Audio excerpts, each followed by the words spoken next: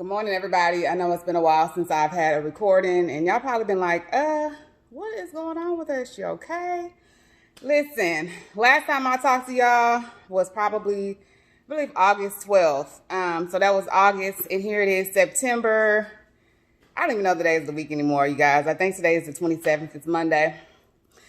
But I've had a few more challenges along the way. Since COVID-19, I know I talked about my heart last time. Everything checked out good with the cardiologist. I ended up doing an echocardiogram. That was normal. I ended up doing of course, another EKG. My EKGs finally came up normal.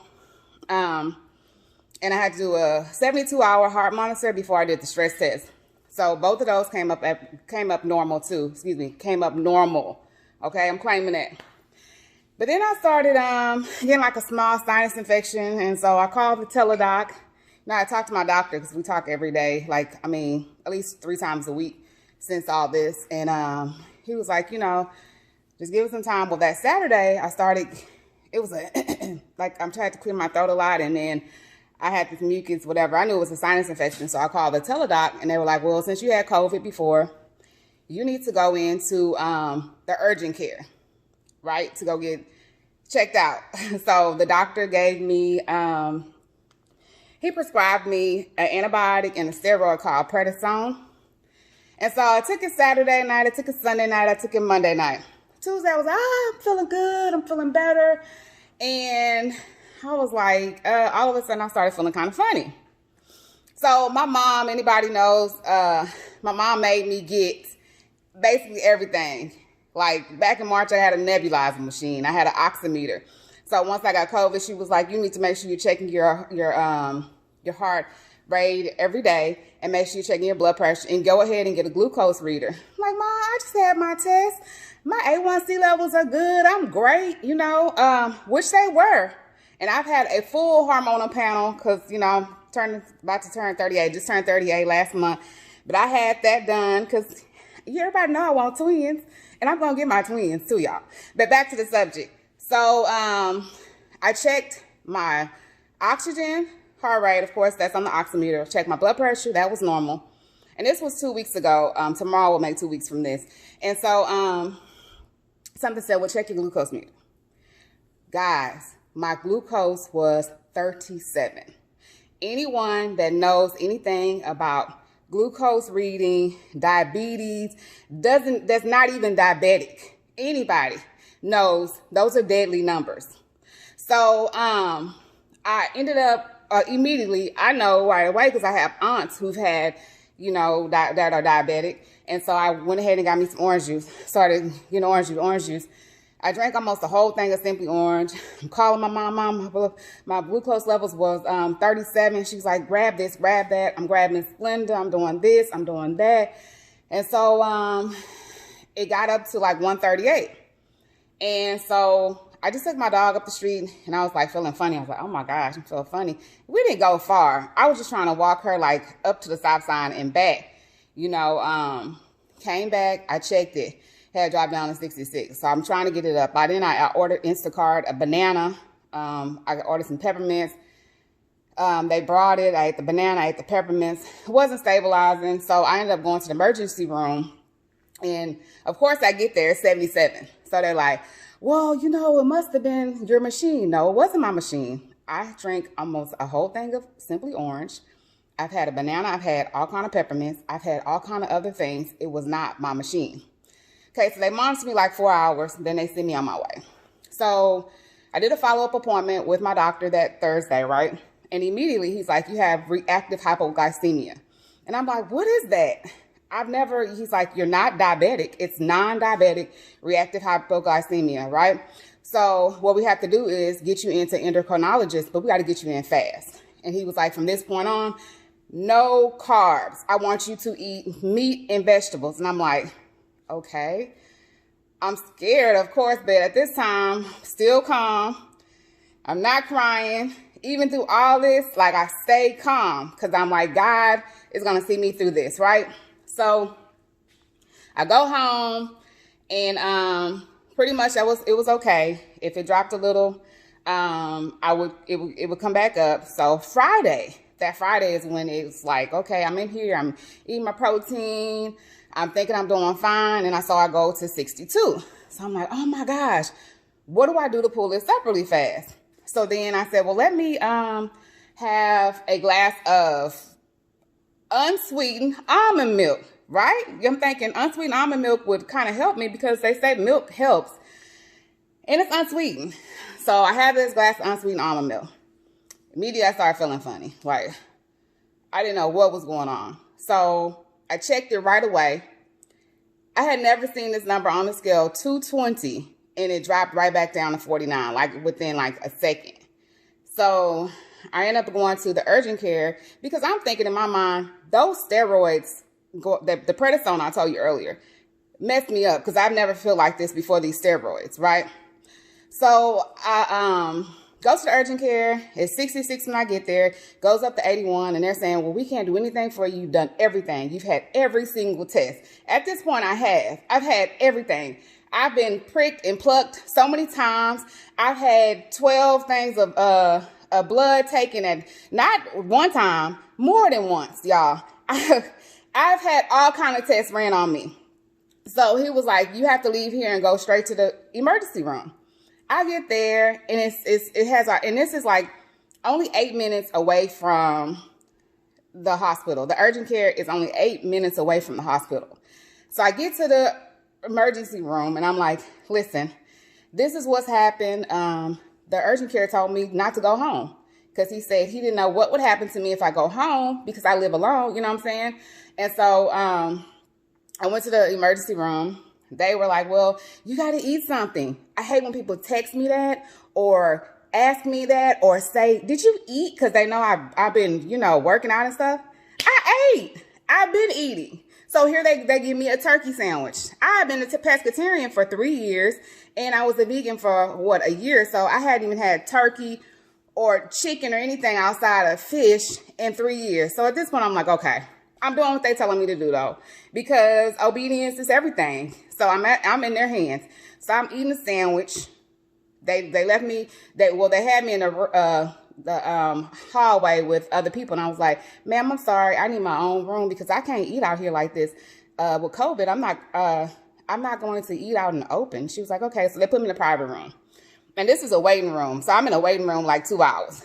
I started feeling funny. So I walked in the hall. I'm like, listen, somebody needs to come in here and please come check to see how my blood sugar was. Mind you, before I went in there, I'm sorry, I missed the detail. It had gone up to 72. So it dropped back down to 58. And by then, she's like, oh my gosh. And she chose to tell the doctor. And then they immediately give me a room. I had already been there like 2.5, almost 3 hours at this point. So I'm in the room, and I made them give me, and see, this is the thing, when they get patients that know too much information, they're like, dang, I made them give me a CAT scan of my abdomen in contrast, because that picks up what's going on with your liver function, your kidney function, or if you have any tumors on your pancreas. So I needed to know that moving forward, so I have a peace of mind what's going on with me, So they did that. And then, of course, they did all kind of blood work there. And the doctor came in, he's like, everything is normal, The only thing that you can do is see the endocrinologist, like your doctor has suggested, and your appointment is coming up this Thursday, and he's the only one that can kind of help you. But we can't let you go home. We have to monitor you. We got to check you in the hospital. You got to check who in the hospital, because I ain't never been checked into no hospital. I probably hadn't been in the hospital checked in since August 13th, 1982. And this is September 2020, and I'm 38 years old. You telling me I got to be checked into a hospital? I thought the first time I would be checked in as a grown-up is when I was having my twins, okay? But anyways, make a long story short, they checked me in. I stayed there, and, I woke up that morning, and I was like, God, I done been through a lot, y'all, a lot. Y'all know me. I've been to the emergency room 5 times since July 24th. I have been to the urgent care probably 6 times since then. I've been to so many doctor's appointments. I've had so many blood tests done. It's a lot. But you know what? I'm still here. And now it's like, going to see the endocrinologist last week, He's checking to make sure my cortisol levels are not too high, which I'm thinking in my mind, how can your cortisol levels not be high? You know, I've had this whole experience going on with my body. They just put steroids in my body a week or two ago. Like at that point in time, it was just a week. So I'm just in my mind thinking, of course, something's going to be off. You know, I'm going through a lot. Every time I've gone to the emergency room, nobody was there with me.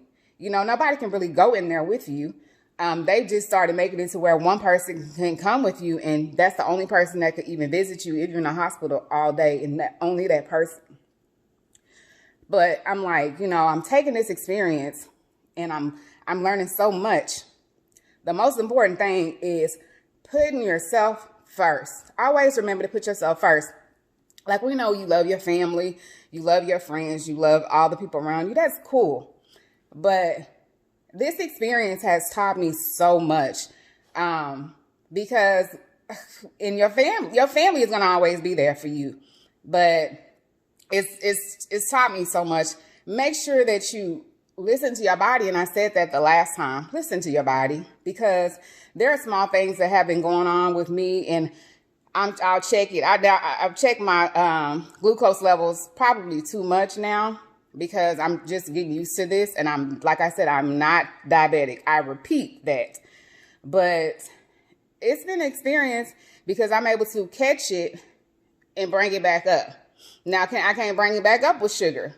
You know how people make cake. You can drink juice. You can drink this. No, I have to eat protein or vegetables or something. Peanut butter has been my best friend. Peanuts. I'm so tired of peanuts and peanut butter, y'all. I told my mama yesterday, Mama, I'm tired of eating peanuts. But it is what it is. It's fuel for my body. But another thing, I just started trying to get back into working out. Working out, that's fuel for my body. My body is used to working out. If you go 2 months without working out and you put somebody on a steroid, or their body's going through a shock, through some type of virus that's like alien, because we're going to call the coronavirus an alien virus, because that is not normal, you know?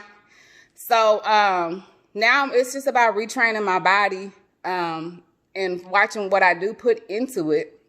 And also the people that I surround myself with, removing negative energy from my life, putting positive energy into my life. Friday, I made the decision to resign from my job. I've been in education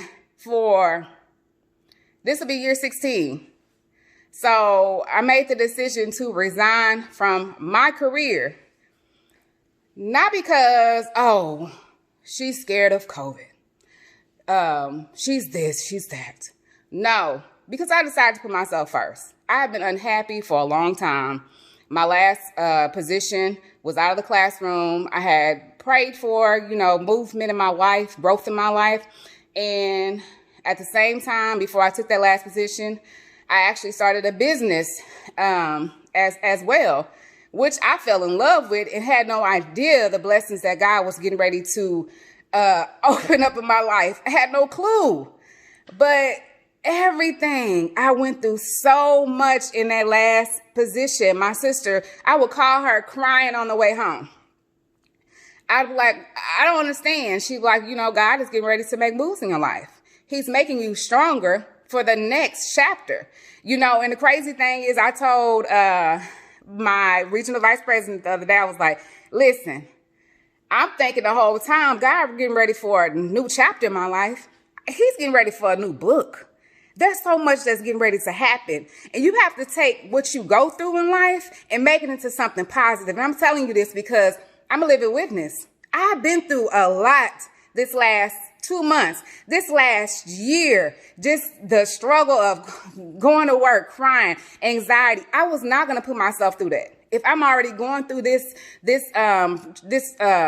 health scare right now, or just recently, there is no way I'm going to add additional stress in my life coming from grown-ups or just people. I'm not talking ill on anything, But I'm just saying, put yourself first. You know, if you're in a position to where you've been praying for God to open up doors, and God can open up doors, can't nobody open up, y'all. They'll be looking at you like, how you made it?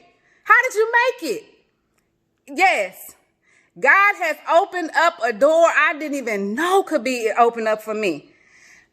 I'm just like, you know, I'm sitting in my house right now, and I'm going to let you see a little. I can't let you see a lot because I got some stuff on the counter, but I must bypass. This is mine. God has done so much for me in my lifetime. In my lifetime. And I got to say it again. In my lifetime. I just watched something on YouTube that said, when you think about giving up, don't. And the only person that has in control of that is you, because it's about the mind. Y'all, if you're going through something mentally, break through. Fight through that. Pray it off. If you're going through something with your health, pray it off. Believe that God can heal, because he can. He can. God can heal all things. Trust and believe. Do your part. Make sure you do your part every single day and give praise to God, because those are who your blessings come from. We wouldn't be here without him. I'm just telling you the honest truth. But listen, I didn't come on here to preach, which somehow I end up doing anyways. But mama always say, you know, you're supposed to be a missionary. But we'll see. God could be working on me for that. But I wanted to give y'all some updates on what's going on. I started working out again to try to help myself feel so much better. You know, anybody that has insulin, too much, your body produces too much insulin. That's what happens with reactive hypoglycemia. And you do gain weight without even trying to. So if you see me and you be like, oh, she gained weight, it ain't because I'm trying. I'm working out. I'm eating right. My body will adjust. It'll come back to its senses, you know. But hey, I love you, y'all. Be blessed. Remember to be a blessing to someone else as you're praying for them to be a blessing to you. And watch things happen in your life. Y'all have a nice day.